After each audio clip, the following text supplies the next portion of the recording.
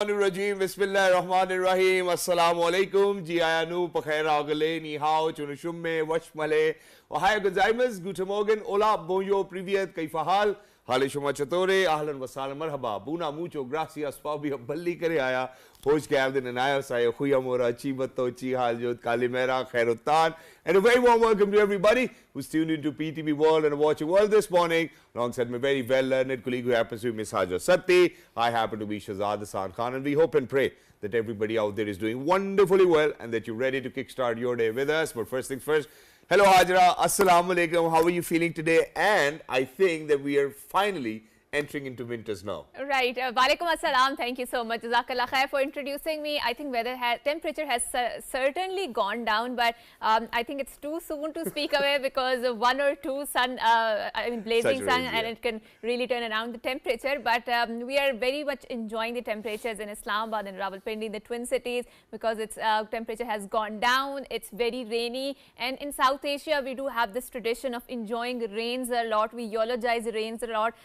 As opposite or contrary to the Western traditions, because there they enjoy sun a lot because they don't get to see sun that much. And obviously it's a colder region as compared to Pakistan because it's located in the southern part of the country. But Shahzad, I was going through very interesting news, and there's a good news for those people who have epilepsy or who have fits. So there was a particular experiment that was carried out in the Harvard University, and they were very successful in tackling the people who have epilepsy, and they're tackling that particular disease because obviously more experts can shed some light on how they are doing it, but they were able to disrupt those signals which epilepsy sends towards the brain, and this is how that was a very successful sort of an experiment, and they were able to curb that disease. So in the days to come, people who have epilepsy or who have these seizures or fits, they are going to have a very healthy and they shared this very amazing video of this gentleman making a cup of tea for himself. So, before the vaccine or whatever the treatment was, it was really hard for him.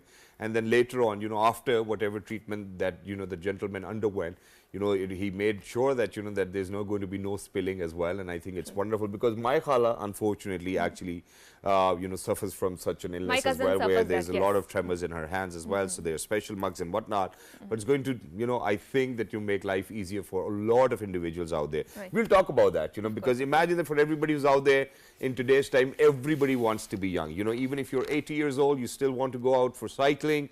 You want to be trekking, you want to be with your grandchildren, probably paragliding somewhere as well, or parasailing. I think I do have a disagreement here. I don't really want to be young, but I want to be really wise out there. We will discuss this topic, obviously, and we're going to unfold about it. But speaking of the festival, so Pakistan's largest IT and telecom festival, ITC in Asia, begins in Karachi, showcasing over 750 local and international companies, along with the foreign delegates from Saudi Arabia, United Arab Emirates, and 15 other countries. The three-day event, organized by the e-commerce gateway Pakistan Limited in collaboration with the IT Ministry, is the 25th edition of this annual gathering, which aims to unite Pakistan tech and startup community. The festival, Hajra, is actually featuring investors and entrepreneurs from across the IT industry.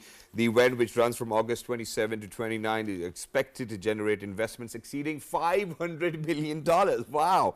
As the first day concluded, ITC and Asia had already attracted significant attention with projections of over 70,000 visitors, including 350 foreign delegates from 17 countries such as Saudi Arabia, China, Singapore, Azerbaijan, Bahrain, Iran, Egypt, and the UAE. Wow, it's such a good news for everybody who's out there. And I think it's a season of the festival because the Defense Expo is also going to, I think it's starting from today in Pakistan. So all of these exhibitions, these expos signals and point towards an economic activity in the Pakistan. It's a good news, but now we will again whether you want to be wise or young. I think I would go with a wise person, but with no, ailment or disease, right? And I want to die a younger person because I don't want to be a burden on the people around me. Matlab koi dekhne wala ho, na ho, khayal karne wala ho, na ho. Exactly. And I just don't believe that death is the end of the life. It's just another path, a transition from this world to another world, a higher realm, right? That's the contentment that everybody needs, because it's the fear that gets us as well, and, if you're an individual like Haja, alhamdulillah,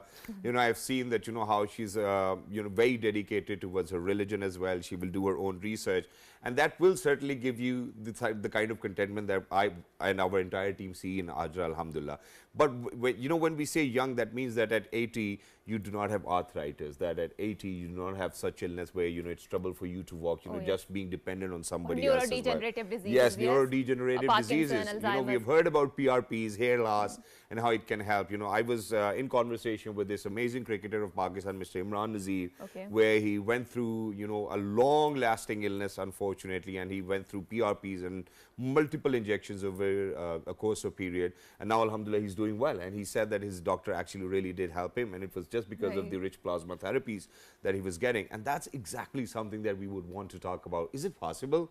You know, so are we trying to defy the, you know, the laws of nature, or the nature actually wants us to kind of make sure that we unveil such technologies and, you know, we kind of bring it in front of the world where people can actually live a very healthy life, you know, even if they're at the age of 100, right? Right, and why not kickstart this conversation and bring the experts who can guide us on this particular topic. So without any further ado, we are very glad that we have been joined by Dr. Marwa Zafrullah. She happens to be a neuroscientist. She has an amazing CV to her name, and she has accomplished a lot of accolades. Assalamu alaikum, Dr. Marwa, and thank you so much for coming to our show. Walaikum assalam. Thank you Wonderful so much to join you, and Absolute alongside pleasure Dr. hosting Marwa Zafrullah, ladies and gentlemen, we're very lucky that we've been joined by somebody who happens to be the professor of cell and molecular biology, and he is Dr. Aftab Ahmad. Hello, sir. Assalamu alaikum. Good morning. How are you? Walaikum assalam.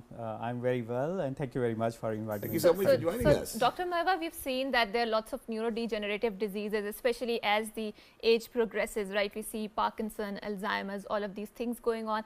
Number one, what is the correlation with the stress? Do you believe that now when we are living in this modern technology, in the modern age, in the 21st century, there's so many triggers around us, right?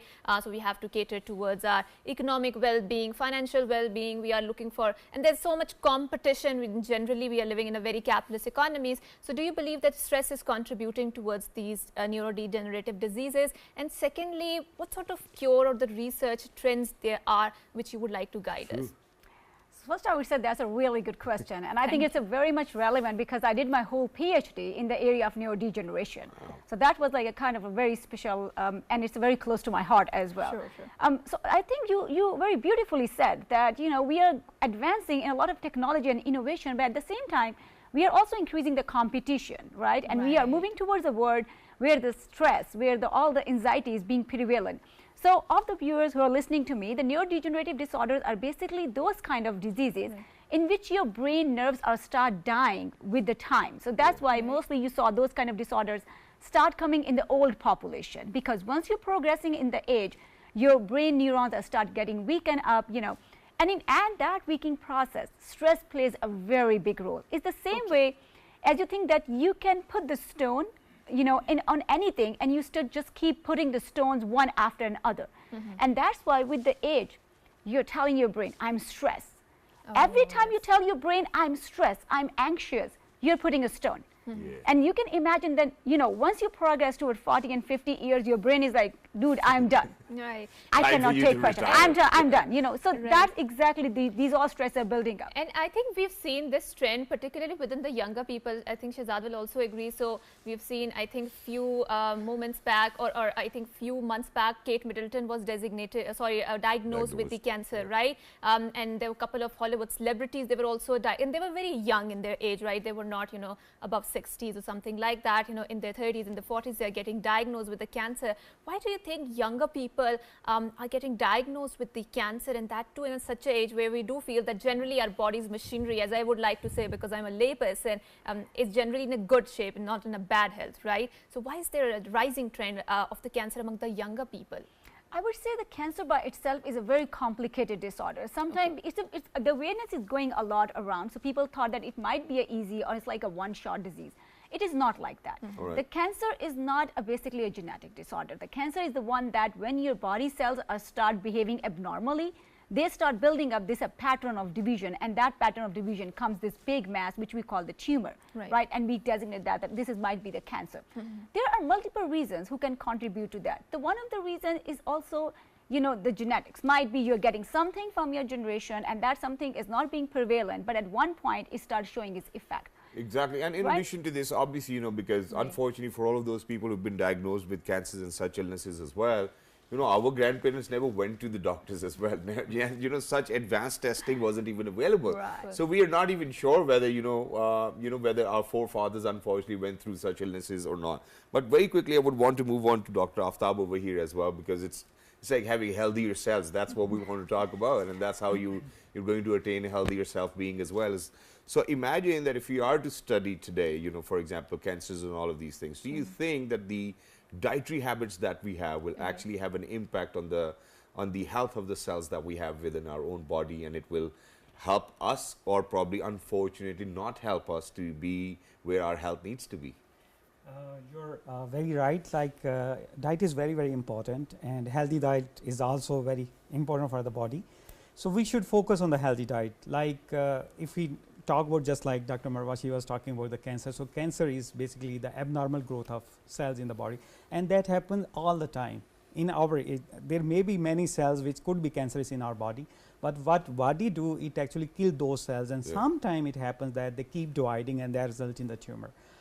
Diet is very important in the sense, like in the modern age, like today's age, we are consuming a lot of sugar, and sugar is really bad for our body. Oh, yes. And it adds so many diseases, like if we talk about the cardiovascular diseases, if we talk about the obesity and many other complications that results from the overconsumption of sugar. And one of the things that I would love to share is that the cancer cells, they also love sugar. They consume a lot more sugar in our body. That's why if you add more sugar, then they love to grow more. Right. So if you have to prevent those cancers, then you have to abstain from consuming more sugar. Dr. Aftab, since you are pursuing your degree in the postdoctorate, so would you mind sharing what were your research area of expertise, and what are the results, and what are the new conversation that is happening within your new field? Actually, I started my university in the area of microbiology and molecular genetics. That was the start. So microbiology is study of the microorganisms, and molecular genetics is you study the hereditary material that is transforming from the upper generation to our generation and so on. So that was the start, and my earlier research was on recombinant DNA technology. I was working with the recombinant proteins, and for example, we are taking the insulin. So insulin we produce through the recombinant DNA technology. And then I moved towards the MS. That was also related to the microbiology. That was in biotechnology. Then my PhD was in cell biology, and my postdoc was in tissue engineering. So it was quite a shift from microbiology to regenerative medicine to tissue engineering. Right. So I have a couple of questions now. First of all, you know, because you mentioned about insulin as well, a lot of people, I don't know, you know, this is something what I said to all of my family members as well when they came up with this idea of injecting Ozempic. You know, so let's talk about it. First of all, it's an injection which everybody's using for weight loss, and it plays with the body insulin levels as well. You know, let's talk about this first, and then we'll move on towards weaker tissues and weaker bones, please. So, you know, actually what happens in our body, if we consume more sugar, then actually what happens, there is a more production of insulin, and insulin actually result in number of complications in body. For example, one of the very common thing is the diabetes. So what happens in diabetes actually, that is called the insulin insensitivity in the body. So you produce the insulin, but that is not taken up by the cells. So it is in our body, and that result in many other complications. So one of the therapy that is being used all over the world is to actually lower the concentration of insulin in our body, because it actually get up, like if we consume more sugar, then it build up, and then we have to reduce its concentration. So that's one of the problems. That's actually at the molecular level what happens inside our body. So what we, for the weight loss, I think we should move to more towards not for the injections. Like injections is the ultimate solution which we can try, but the other option, there are so many other options we can, like intermittent fasting is a very famous term nowadays. Intermittent fasting is the best therapy for so many diseases as well as for the weight loss. And with growing age, what we have seen is that, you know, because we discussed about cancers as well and the causes of the cancers, what happens is that people, you know, who live with such conditions, you know, they will see in later years that their muscle tissue is going to get weaker. You know, unfortunately, there will be illnesses such as, you know, probably disc prolapses and whatnot, and then muscle dystrophy. I'll come back to you because it's your subject as well. But what about weaker tissue, muscle tissues in your body, and how do you think that we can get them back in shape and health? It's a very important question, and I love this question because this is I'm क्योंकि studying हम for the आधे last Pakistan को तो 15 चुप पड़ years. जाती है. So actually what happens in our body, God has gifted us with a very unique kind of cells. Those are called the stem cells. Okay. So stem cells are in our body which are at higher concentration at the earlier age, and that goes less and less when we are growing old. Yep. So why there are wrinkles on our skin? What happens actually initially when we are young, our cells, they are dying constantly. Okay. For example, our skin cells, they die after 4 weeks. So after 4 weeks, you have totally new cells. Yeah. So there is a source of stem cells at the back. So when the cells die off, new cells are totally, Coming in, yeah. they come up and replace the old ones. So what happens when we are getting old and wrinkles on our face? That's like one of the things that we notice the more. So what happens? We have less replication of those stem cells. So there is a more dying cells and less producing. That's why it's happened to our skin, it happens to our muscles, it happens to our bones, everywhere. So the stem cells actually concentration goes down in our body, and the replication is actually decreased. That's why we get all those symptoms. Dr. Aftab, when we are speaking about these changes in the cells, and since you're the expert in the field and you will enlighten us about all of these things, so there are lots of questions regarding the ethics, right? When we, like Shahzad mentioned, there was a phrase that he used, that are we playing with the nature, are we changing the nature when we are talking about changing the genes or whatever, the DNA of things, right? So sometimes it is done to, a condensed rate of, or to diffuse, or to make sure that there's a stoppage of the diseases transferring from generation to generation. But then again, when we are talking about the research technology, there was this particular study that I came across, that people want to change their eye colors based on those, changes in those genes, right? They want to enhance the aesthetics. So again, we are playing with the nature, right? And as Quran mentioned, that you are going to play with my creation. Right. No. It talks about that how, of course, there's a verse about there, but it talks about that how we have created you on the best of the image, right? So we are based on the fitrah of Allah subhanahu wa ta'ala. So again, where this conversation on the ethics lead us to, and are there conversations here start emerging in this particular field that you are expert in Pakistan? So actually, yes, there is always discussion. So when I started my university, these were the same eugenics we used to talk at that time. So these are the questions since there was a start of technology. So what happens, our being researchers, our main target is to cure the disease. For example, if we talk about the genetic diseases, the initial disease that was cured long ago in 1990s was SCID. That was one of the immunological condition that was through one of the genes, so you can cure those genes. So what happens actually in our body, everything in our body is controlled by the genes. So we have a certain set of genes. Initially we used to think they are lot more in number. There are 300,000 genes. Then we learned that there are 100,000. Now we learned that there are around 25,000 genes. Yeah. So whatever feature we have, like hair color, eye color, our muscle strength, our brain function, our IQ. So everything is controlled, on one side is controlled by the genes. And so on one side you can control the diseases, you can slow the aging process, but on the other side you can have those features. So if you want like blue eyes, there is a gene which control the blue. If you want to have like more fair complexion, so you there is also, like, it's a complex trait, but there is expression of genes. So if you control those. And I truly believe, why not? If you can do that, I think, now that people know that, okay, we can probably do that, or we can probably make people make sure that they're not going to fall sick too much. I think that, these are the things that we should be doing. Now, moving on back to Dr. Marwa over here as well.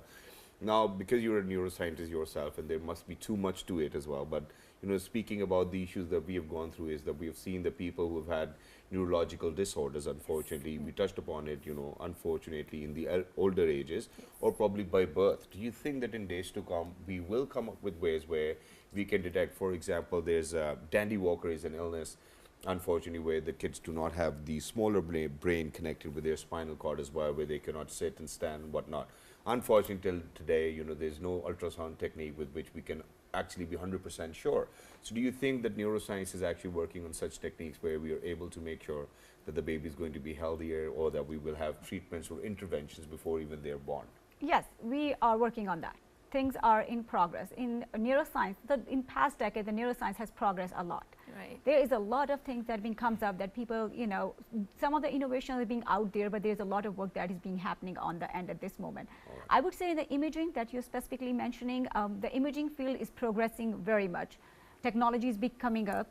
There is a lot of new ways by which we are looking forward much deeper level at that point. And also now the genetics is playing such a big role. We know that all of these disorders, especially the neuromuscular one that you guys were touching upon, are very much linked with the genetics of the individual. Right. So we are working on that end. My special area is a biomarker identification, which is what means is that I'm basically looking for the changes that is happening on a molecular level in such a small scale, which you might not able to see a decade ago, right? Yeah. And what we are trying to do is that we want to detect those changes before the symptoms come, before the disease become like, you know, is being evident. So then we can diagnose that one ahead of time and help those, as you said, you know, way more faster than where we are standing Which is today. why I'm going to bring this, you know, it's more of a story now. You know, this, my doctor shared it with me, and they said that, you know, they were able to figure out a gene which is responsible for you to, from birth to, which will take you to your younger age, and then will trigger another gene which will take you to, you know, being old. And they said that we figured out a way where we can control that gene is, the, you know, the younger gene is now going to actually go and kickstart the older age gene as well. Do you think that things like these in future will be really common, and that people at 100 will look like 32 years old or 33 years old, you know, dying younger basically? Do you think that that will be possible in the near future? I think, I said, why not? Because aging is, no one want to die. If you ask anyone, they're like, no, I don't want to die, right? And everyone wants to go to heaven, right? Right. Without dying, Exactly. No dying is like, you know, so everyone wants to live longer, everyone wants to live younger. It is always being, I think it's a basic human instinct, you know, to have a healthy life, to have a beautiful, you know, personality. So you're right. I think it's, and this field, and one of the other things I want to say is that there's a big industry of cosmetics. If you look over there, the big objective of that industry is to make you feel more and more beautiful every day. So their big intention is that to make you more confident about yourself, right? So they are having such a big interest is that how we can keep the people beautiful and younger for such a long amount of time. But Dr. Marwa, when we are talking about this very budding multi-billion-dollar industry, which is the cosmetic industry, so again, then I would link this conversation to the triggers or the stresses like anxiety and the depression, because obviously there's so much competition, right? You have to look very Caucasian in order to be acceptable, in order to look beautiful. And do you think in the days to come we will see those conversations within this particular field of your area of expertise, where we are going to tackle this disease or this competition, I would say excessive competition that is going on, because again, in search of, you know, looking better and, you know, showing people off that we are living a better, I think we are attaining a lot of other diseases, right? So that might be a trigger for that. So do you think that we will move in this direction? We will say that, you know, whoever you are beautiful as you are. I would say this is a very beautifully said, you know, and this is a very much need of time. And that's why when we talk with the people, we tell them it's like, you know, diversity is a beauty of the world. If everyone looks alike, and if everyone is being like talking in the same way, everybody being like, you know, dressing the same way, you will get bored. This is a human personality. You're like, oh my God. For saying that. Right? It's like, I don't want to look around. I'm done. This is like, I'm just seeing the same picture every day. So this diversity, these colors, you know, all of these beautiful features that we have, the aging with the time, this is all it's being glorifying who you are as being a human. This is a part of being a human, right? So I think we definitely have these talks that needs to be done, especially with the youth. Exactly. Right. Thank you so much for saying that. You know, we short on time, and our producers is actually on it, that, you know, but it's a very fruitful conversation for anybody who's hearing it. And, you know, so I actually want to second what you said and Haja said. Now, imagine that for wherever I've been traveling, I've seen a lot of similar faces now, you know, with Botox and fillers, everybody almost looks the same. And I'm like, you know what, that's not what we would want to see. You know, we want people to see differently, right? You know, not everybody should look the same. Everybody's got bigger lips, you know, probably Botox on their foreheads as well, you're whatever it is, you know. But ladies and gentlemen, we really need to come back to being natural. Now, sir, very quickly towards the end, one last question, and that is that in these times that we are experiencing, we have seen that a lot of degenerative diseases or illnesses, for example, arthritis and other issues related with bones, what happens is that people do say that, you know, there are injections available, gel injections and PRP injections and whatnot. Do you really think that these therapies work? Because you happen to have a lot of research, you know, at the back of your experiences as well. You know, so I would want you to kind of, you know, look into the camera, just talk to the people, 46 different countries, and tell them, you know, if it's possible for us to, you know, rather than ghutna lagwane PRP karao or achhi zindagi guzaro, you know, something like that. So actually the thing is, this is the new area of research which is called the regenerative medicine, which is very much coming up. So the future of medicine is called the regenerative medicine. Okay. So regenerative medicine has a lot of components. So one of the initial components, you know, initially we used to go to the doctor and he prescribes some medicines, we consume those medicines and we get fine to some extent, and they also have a lot of side effects. Then we are actually for the last 20 years we are very much into the regenerative medicines. There are so many components of regenerative medicine. For example, you have talked about the PRP, which is very much coming up. Then there is a PRF, that is another technology. There's exosome platelet therapy. rich fibrin. Then stem cell therapy is also a becoming very popular all over the world. So for example, you have osteoarthritis. So in this case, actually the cartilage is damaged. So initially, like if you are at stage 1, you can go for the PRP or hyaluronic acid therapy. So you can inject and then you can regenerate the cartilage. If you are at stage 2 or stage 3, then you can go for the stem cell therapy. So what we can do, we take the cell from the belly, so you have excessive fat, we can extract the cells from the fat, there are a lot of stem cells there, and we can put into the knee, so we can regenerate those damage. Thank you so much, Dr. Aftab, for having this wonderful conversation. Thank you so much, Dr. Marwa, for having this wonderful, insightful discussion about the modern trends in this particular field and about enlightening us that how we need to live more healthier lifestyle. So with that, we are going on a short break, and after we come back, we have an interesting debate lined up. Don't go anywhere. Good morning. Good morning. Thank you.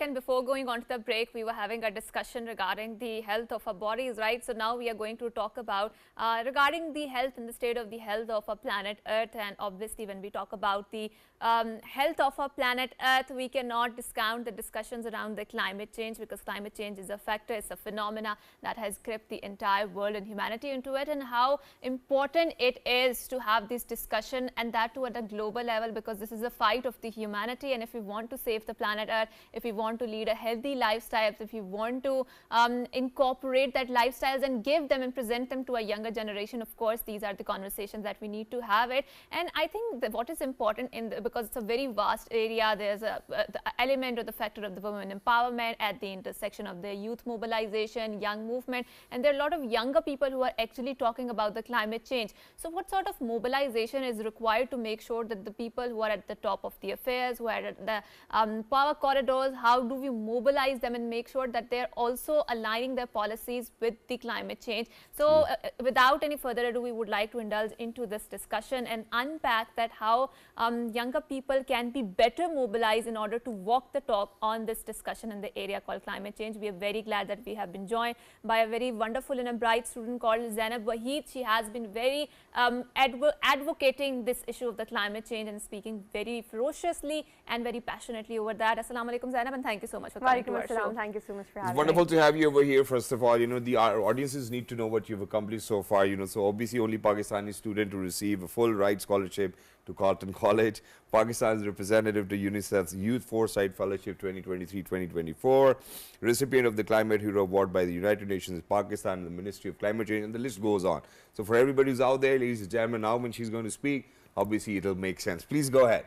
Thank you so much for having me. And we were talking about climate change and youth mobilization. And right? Youth mobilization, I think it is really important because we as a generation will be the first generation that will experience the true potential destruction of climate change and the last generation that can actually do something about it, because time is running out.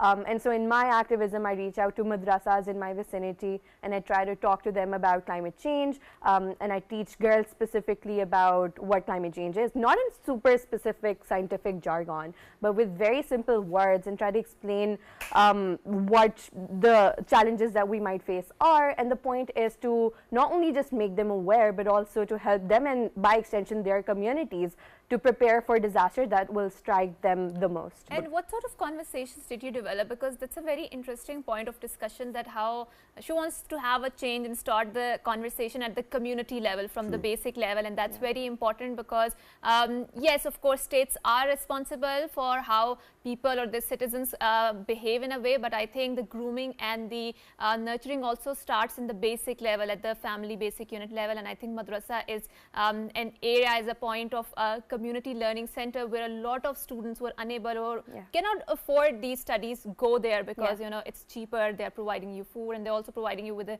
religious education, with the theological debates, right? So what sort of conversations did you have with them, and do you think the audience was receptive of what you were saying? Because if someone is coming from the outside and saying like that, there are lots of connotations attached to it, right? That the ladies of the Western world are coming, or you know, Western 100%. thoughts are coming there. So how receptive were the audience? Definitely skeptical about it at first, but when you sit down and try to talk to them in Urdu, in their regional languages, and I also do it in Ahmedabad, which is where my family is from. We try to do it in regional languages, and the point is to sort of strike at the root cause of a lot of the skepticism that is here. Whenever floods strike, we see people saying, terming it as punishment from God for all of the sins that we as humanity commit. So we're trying to address that, but at the same time also trying to build a community that is ready to take climate action, and also demand climate action, not only from our governments, but also internationally.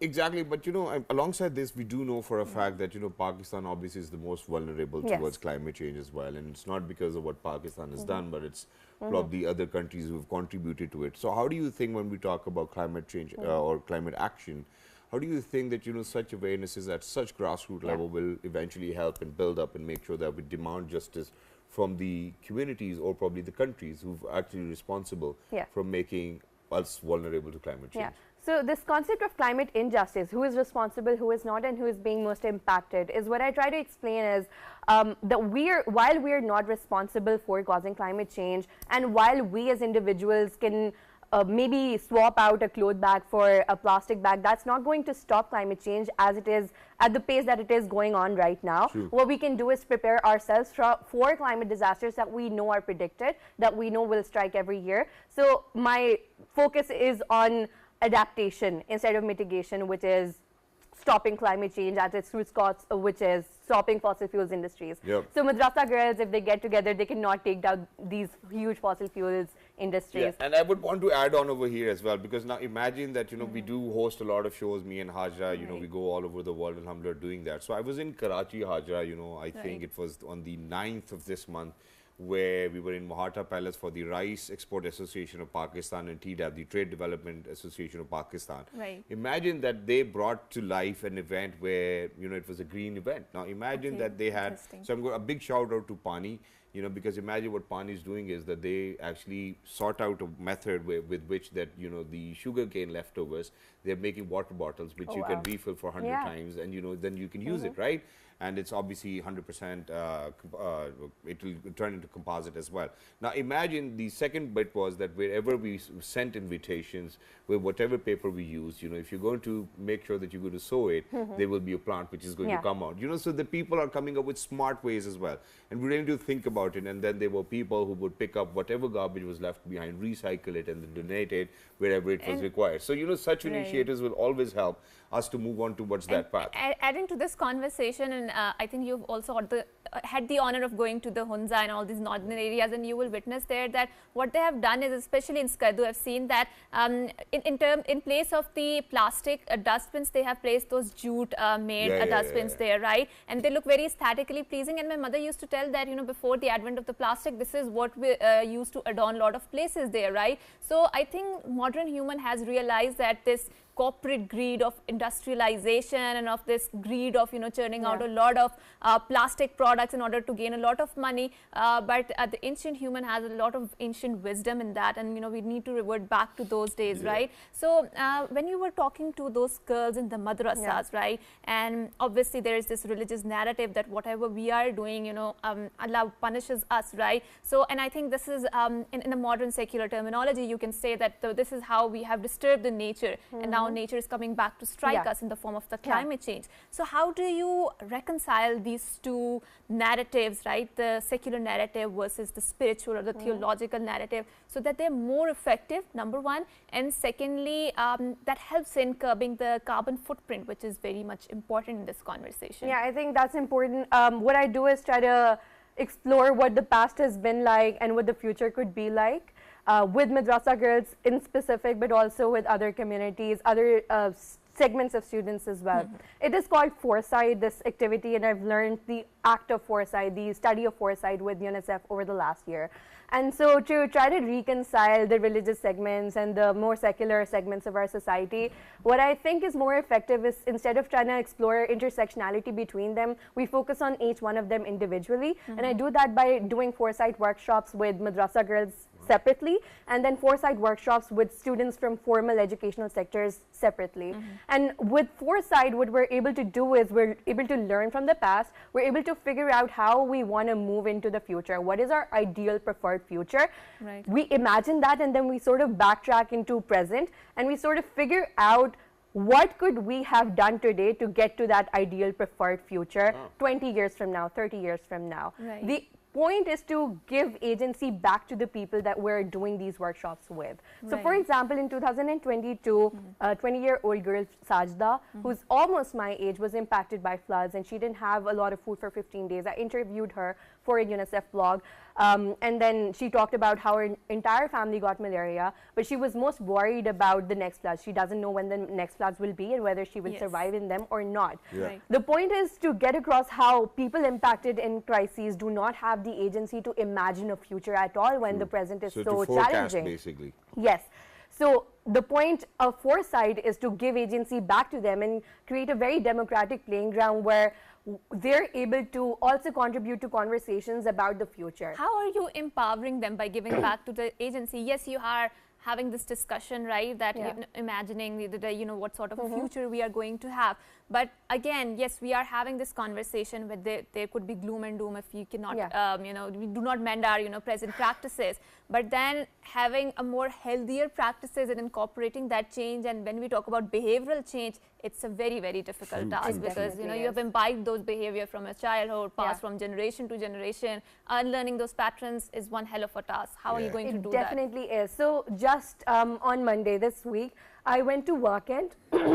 And I had this workshop with girls from underprivileged backgrounds in a school. And so we were, Okay, take your time, no problem. We were able to figure out what their preferred future is, and that is a future where there is an equal distribution of wealth. True. And their primary concerns were extreme poverty 20 years from now in Pakistan. And so we figured out our preferred future, which was equal distribution of wealth. And then for a whole hour at the end of the activity, I talked to the girls about how they can empower themselves and their communities. So very unique ideas, in the sense, one said I could start a mehendi business, I could put henna designs on people's hands, and that I could start a business like that. Another said I could learn sewing and not only empower my family but also the community around me. Another said I could make baskets. Yeah. So this is how, through small conversations, which are very nuanced if you look into it, they're empowering themselves, giving themselves agency, but also giving their communities. It's a wonderful idea, but I believe that that we really need to change the kind of conversations that we're having, because sewing has been around, and we've always spoken about how we can empower people, and there are a new set of skills which people really need to kind of learn today to make sure that that we have equal wealth. But I'm very sorry that I'm segueing from the conversation, but because you're a bright child and I would want your perspective on this. So the one last question that I'm going to ask you is that, don't you think that rather than saying that we want equal distribution of wealth, we should say equal distribution of opportunities? Yeah. But I do think opportunities also stem from wealth, because what we do is an activity called... That's your opinion though, yeah. Yeah. an activity called Images of the Future, where participants draw what their future is, and a lot of the images I see are about poverty, where children aren't able to go to schools. There's capitalism stealing lands from local communities, and local bazaars and malls are being set up. There's people who, students who are forced to then work instead of study. So all of these, I think we could trace back the root cause to wealth and the lack of and one last question before we wrap up, Zainab. So we have seen when we talk about the student mobilization or youth mobilization within the arena of climate change, so we have seen that there is a very strong sort of a reaction coming especially from the West, right? So we've seen that a lot of younger people, they're very angry at that issue, and in order to regulate that anger, what they're doing is they're going to different galleries, you know, they're sabotaging different, what do you call it, the paintings, which are very, very expensive, and then they are blocking the roads. Do you think such sort of, because a lot of people are terming it as climate vandalism, right? So such sort of conversation are helping this cause of climate change, or is it not creating the sort of desired effect that we are creating? I know these conversations are not being held in Pakistan because we do not witness such sort of vandalism here, but soon you will be moving to a Western society, right? So do you think these conversations help, this sort of mobilization help, or is it just tainting this very collective movement? I think when you look internationally, we do not have the conversations that we need to be having about climate change. There is, imagine, a complete utter silence where people sort of avert these conversations at all. I think in that complete silence, any conversations are good, and to get that sort of conversation started, I think extreme measures need to be taken. So unless they're, for example, blocking roads where people need ambulances to get to hospitals, that's obviously morally wrong. But if they're just going to say, throw tomato juice at a painting that's covered in glass, it's at least getting conversations started. And I think it is very symbolic of the resentment that people have. So I know people can disagree with this, but I do think these conversations need to be held. But it's good. Thank you so much, Zainab, for being with us. It's good, that I our think she children has the optimism of a younger person, right? So we don't have that. Exactly. Our future generations have actually their own opinion, and we should always value them as well. And in later in stages, we will always, or we can change, learn again. So that's the entire process. But congratulations to you for your full ride scholarship as well. Best of luck. Maji, you are here. Aapko bhi bahut mubarak ho. For everybody who's out there, I think it's children like these, who we truly have faith in that, that they will bring a lot of prosperity and success, for our communities, for our country as well. So ladies and gentlemen, for everybody who's out there, our news anchor is at the news desk as well. So please make sure that you stay tuned. Until next time, look after yourselves. 1, 2, 3. It's a good morning. Have a good day. Bye.